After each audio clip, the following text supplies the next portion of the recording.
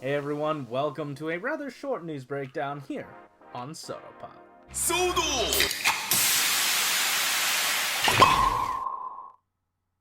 Alright, as always, I'm your host Frozen Stratos, and today we didn't actually get too much news out of the Kamen Rider Candy Toy blog, and we didn't get any news outside of it either, so let's just dive right into what we actually did get. And what we did get was our very first looks at Kamen Rider Saber Book 4, and yeah, it's going to be Crimson Dragon, and he's looking rather good. It makes a lot of sense that this guy came first when they're debuting the next new wave.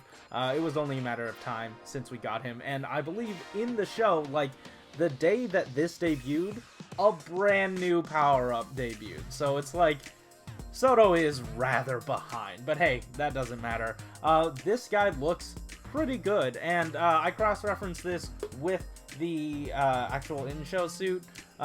These reds are relatively accurate because he does not have any sort of difference between the few of them, so the uniform red sort of works here. Something they did want to talk about was this guy has a lot of pieces to him. He's got the 2 cape pieces and the 2 wing pieces, and it all amounts to just a lot of plastic on their end, and it was a lot for them to get into the mold. Speaking of molds, they did want to talk about this for like a tiny little second, which it has a bunch of like awesome little Chinese looking detail in there, and apparently the pole that's just on his arm, that's supposed to extend just infinitely, depending on the user's will, and I'm 95% sure that Soto did not pull this feat of science off to make that pole extend infinitely, but you could just pretend, and that's good enough for me. Either way, this thing looks great. They also wanted to mention that the legs, the silver on the legs, they made them like really crisp, or they, were able to put them in there. So yeah, that's neat. Anyway, like I was saying earlier, this has got a lot of parts. Like, even outside of the skirt pieces and the wing pieces in the back, you also have that, like, I don't know what that weapon or thing is, that circular pattern there on the shoulder. That's a different piece. Like, there are tons of different pieces to it.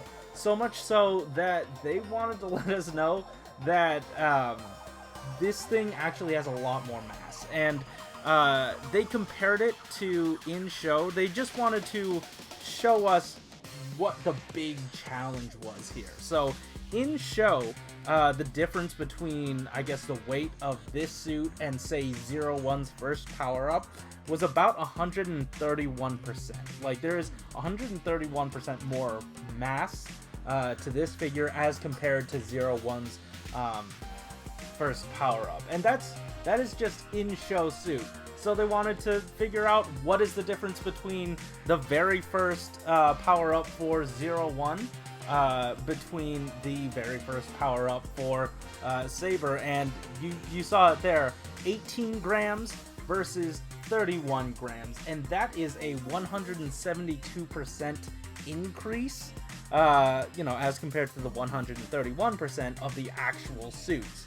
So you are getting a lot more here for the same price. This is the exact same price, so this was tough on Candy Toy's wallet, on Bandai's wallet, and I will say, for these split forms for the 3, Espada got two different, I guess, molded colors, but Blades didn't, and they could have easily gone this route with this guy and not given him like an extra molded color, but he still has black on him, like the black molded detail. So mad props, this probably took a lot out of the budget. I wonder what they're going to suck that budget from in the coming rest of the wave.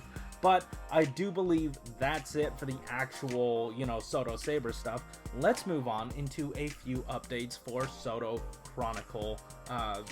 Gaim, I think this was the Genesis Rider set.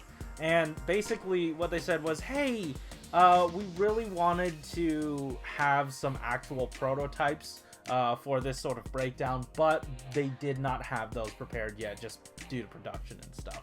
And we'll get to why they didn't just hold off on this for later. But yeah, let's move into these three and basically some of the features that they come with outside of the obvious. First, we're going to be taking a look at Duke, and Duke has a lot of these recesses in his suit, in like the actual suit, and they're all picked out in black. Here they had to do it in sticker, which is rather unfortunate, but it is because those are larger areas to paint, moving on into like thinner ones as well, so it was difficult for them to do paint wise, so they just couldn't do it.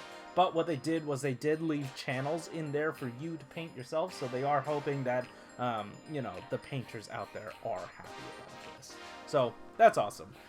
Next up, we have Sigurd, and Sigurd is looking awesome. They wanted to say that, yeah, they made sure to get down his rather strange looking suit color, as well as like the volume of his limbs, just, you know, with the fuzzies.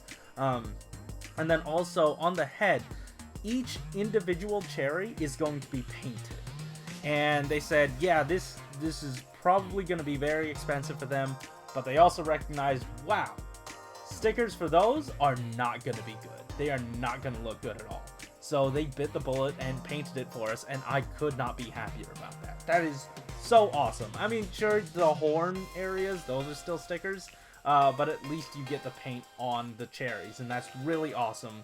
The fact that they were looking out for us for that I think that's really cool.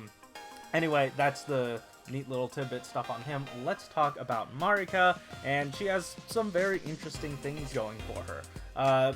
Once she is a female mold, so they did have to like start this one from the ground up. Nothing is reused here, I don't think. Maybe the hands, definitely the bow weapon, but outside of that, I don't think anything is reused from anyone else. Oh, maybe the belt. I don't know. Either way, she is shorter. This is in comparison to Duke. She's rather shorter than the rest of them, so that's interesting, proportionally different. And then also, they wanted to note that, hey, there are tampographies and paint on the head.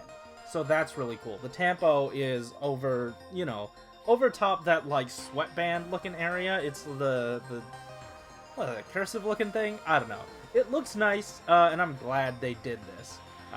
There are a lot of things that went into the head. I can even see stickers on there too, so there are a lot of different processes on this figure, and I really appreciate the fact that they went through all of that to go for this. Anyway, that's basically it for the breakdown of these guys. The reason that they decided to bring this up is because these pre-orders actually close this week. I would say within a few days. I think it was Wednesday of this week. Let me just check again. Yeah, on the 9th in Japan. So 2 days from now, but also in Japan time. So get on that. Make sure to get these in. Hey, and if you want, get them from Toku Collectibles as well. The links will be in the description down below, just so you can check on the exact dates on those. Anyway, thank you so much for watching. If you liked this episode, hit that like button and subscribe if you want to hear more from us each week. Tell me in the comments down below what you're most excited about. And hey, while you're down there, there are links in the description down below to how you can help support the Black Lives Matter movement by donating money, signing petitions, and watching videos, because there's a playlist down there and at the end card of this video that has a bunch of videos that donate their ad revenue to the Black Lives Matter movement. Anyways, thank you so much for watching. Keep it. Hell yeah.